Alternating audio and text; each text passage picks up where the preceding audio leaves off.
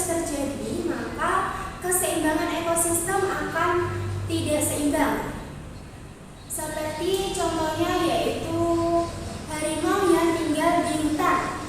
Seketika ada manusia yang menebang pohon sakarya atau dijadikan lahan pertanian dan lahan pembangunan.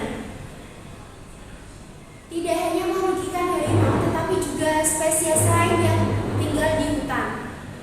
Mereka kehilangan habitatnya dan juga kehilangan sumber makanannya. Selanjutnya yaitu definisi dari keanekaragaman hayati. Definisi dari keanekaragaman hayati adalah variasi makhluk hidup di bumi, termasuk hewan, tumbuhan, dan mikroorganisme yang saling bergantung satu sama lain untuk keseimbangan ekosistem.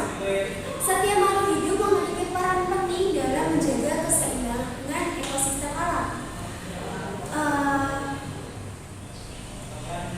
Jika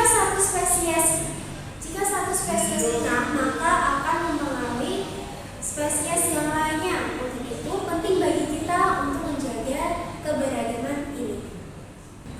Selanjutnya yaitu beberapa penyebab utama dari kepunahan. Yang pertama yaitu dengan perburuan liar. Pemburuan untuk perdagangan ilegal atau konsumsi manusia bisa menjadi ancaman